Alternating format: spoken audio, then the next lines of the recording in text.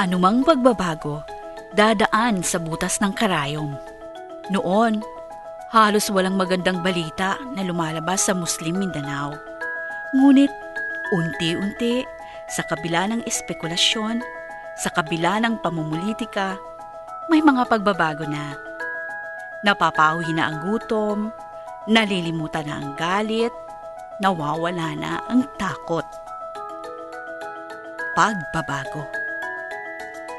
Sino ba ang mag-aakala na ang salitang ito ay maaaring maglarawan sa ARMM? Ang daang matuwid ay kaya nating ipatupad dito sa ARM at ito ang misyon ko. Klaro kay Governor Mujib na kailangan niyang lumikha ng pamahalaan na maipagmamalaki. May mga resulta. Sa loob lamang ng 100 araw, paano sisimulan ito? Unang-una, ginawang prioridad ng gobernador ang edukasyon sa ARMM. Tanging paraan para ang mga reforma ay may mga pangmatagalang bisa. Sa ARMM, mababa ang teacher-to-student ratio kung kaya't pumirma ng kasunduan ng gobernador at ang PLDT SMART para sa isang programang pang-edukasyon kung saan ang mga leksyon ay ginawang structured at self-directed. Programa ng PLDT SMART na matagumpay na inilunsad sa Bohol. Kailangan lamang ng 15 minuto ng mga guro para magturo. Tapos, maaari nang iwan ang mga mag-aaral. Matututo sila sa sariling sikap sa pamamagitan ng paggawa. Sisimulan sa lalawigan ng Basilan. Planong i-roll out ito ni Governor Mujib sa buong ARMM. Noon, ang korupsyon at kawalan ng kakayahan para mamuno ay kay laking problema sa pamahalaang ARMM. Dati, kinukonsinti ang mga kalokohan. Naging bahagi na kasi ng sistema sa burokrasya. Ginagaya lang kung sinong nakaupo. Ngayon, tinatahak na ng pamahalaang ARMM ang daang matuwid. Pinagsisikapan ni Governor at ng kanyang pamunuan na gawing propesyonal ang mga nagsisilbi sa bayan.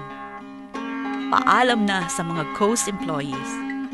Sinasawata na ang korupsyon at inihahabla ang mga pasimuno nito. Binibigyan na rin ang mga empleyado ng ARMM ng boses para maghayag ng kanilang kuro-kuro sa tulong ng policy ni Governor Mujib na constant feedback at transparency sa pamahalaan. Sa loob ng 100 araw lamang, napakalaki na ng pagbabagong nararamdaman ng mga government employees. Dahil sa tuluyang pagtutol sa korupsyon sa burokrasya ng ARMM, napakalaki na ang natipid.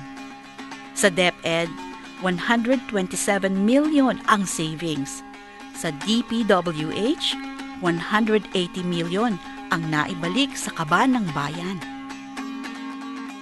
Dahil sa kaguluhan, napag-iwanan na ang ARMM. Pero yon ay kahapon. Iba na ngayon. Sa Peace and Order, dala ni Governor ang suporta ng Malacanang sa kanyang bagong misyon na balansihin ang paglaganap ng kapayapaan at pagtitiyak ng seguridad sa autonomous region. Tulad ng Pangulo, I'm an advocate of all-out peace. Isa sa mga pamamaraan natin ay ang pagkakaroon ng inventaryo sa mga armas sa pamamagitan ng pagkakaroon ng amnestiya at regulasyon sa mga loose firearms. Sa nakaraang 100 araw, sunod-sunod na socio-economic reforms ang itinatag ni Governor. Dumami ang itinayong health centers sa buong ARMM. Nadagdagan ang agricultural tools para sa mga magsasaka. At dumami na ang mga kalsada sa region sa tulong ng expanded infrastructure program sa Basilan, Tawi-Tawi at Sulu. Habang gumaganda ang peace and order situation, gaganda rin ang tourism potential ng ARMM. Napakalaki ng potensyal ng ARM. maisakatuparan lamang ang 3 pillars of reforms. Una, ang governance o tuwid na pamamahala. Pangalawa, peace and security. At pangatlo, ang socio-economic development.